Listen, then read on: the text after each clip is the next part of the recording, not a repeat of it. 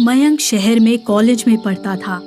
वो शहर में ही छोटे मोटे काम करके कॉलेज की फीस भर दिया करता था, लेकिन शहर की चकाचौंध में वो अपने माता पिता को भूल गया था। उसने 3 साल से अपने माता पिता से बात तक नहीं की थी। फिर एक दिन अपने दोस्त प्रभात के कहने पर वो उसके साथ अपने गांव सूरजगढ़ आया। उसे पूरा यकीन था कि उसके माता पिता उसे देखकर बहुत खुश होंगे। बाबूजी, माँ, कहाँ हैं आप लोग? देखिए, आपका बेटा आपसे मिलने आया है।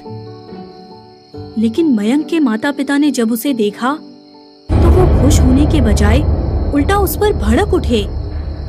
बेटा, हम लोगों ने तुझे मना किया था ना कि पढ़ाई खत्म होने से पहले गांव मत लौटना, फिर तू यहाँ वापस क्यों आया? बाबूजी, वो मेरी छुट्टियां चल रही थी और आप दोनों से भी मिलने का बहुत मन कर रहा था, इसलिए चला आया। बेटा, लेकिन तुझे अभी यहाँ नहीं आना चाहिए था। ऐसा कर, तू वापस चला जा। तभी मयंक की माँ बोल पड़ी, अजी आप भी ना, एक तो बेटा इतनी दूर से आया है और तुम हो कि उसे वापस भेजने की बात कर रहे हो। अरे आशा, तुम्हें पता है ना, इस गांव में रहना खतरे से खाली नहीं है, फिर भी तुम उन्हें क्यों रोकना चाहती हो? अजी आप शांत हो जाइए, मैं इन्हें सब समझा दूंगी। देखो बेटा, तुम लोग यहाँ आ तो गए हो, लेकिन ध्यान रखना, रात होने के बाद घर की दहलीज मत लांघना, समझ गए मेरी बात? मयंक ने अपनी माँ की बात मान ली। फिर उसी रात जब उसके माता पिता सो गए तो उसने प्रभात से कहा, प्रभात, मेरे माँ बाबूजी सो गए हैं, चल जल्दी चल।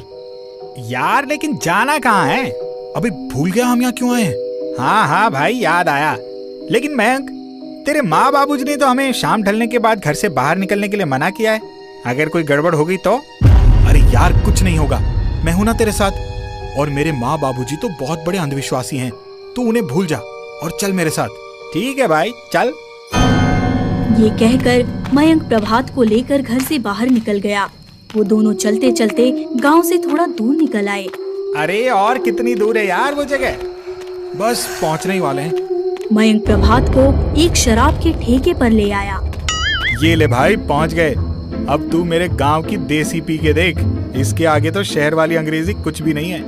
चल चलकर मौज करते हैं। दोनों शराब के ठेके पर गए। वहाँ आसपास काफी पानी भरा हुआ था और ठेके के अंदर एक आदमी खड़ा था जो पूरी तरह से भीगा हुआ था। ये देख मयंक बोला, अरे भाई, यहाँ आसपास तो कोई बारिश नहीं हुई है, तो फिर यहाँ इतना पानी क्यों भरा है और आप भीग कैसे गए? मयंक ने उस आदमी से सवाल किया, लेकिन उस आदमी ने मयंक के सवालों का कोई जवाब नहीं दिया। लगता है बेचारा गूंगा है। भैया, हमें देसी दारू की 2 बोतलें दे दो। ये सुनते ही उस आदमी ने शराब की 2 बोतल उनके सामने रख दी। प्रभात, ला पैसे दे। क्या भाई, शराब के ठेके पे तू लाया है और पैसे मुझसे मांग रहा है?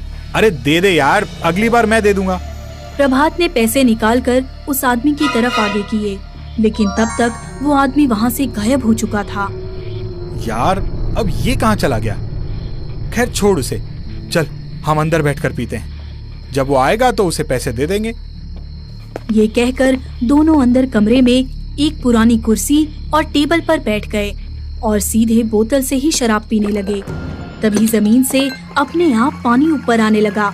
जैसे जैसे शराब की बोतल खाली होती जाती, वैसे वैसे कमरे में पानी भरने लगता।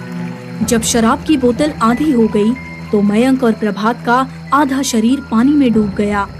वो दोनों शराब में ऐसे डूबे थे कि उन्हें पता ही नहीं चला कि वो दोनों पानी में डूब रहे हैं। कहां से आया ये रहस्यमयी पानी? क्यों माँ बाप ने मयंक को बाहर जाने से मना किया? जानने के लिए देखें अगला एपिसोड।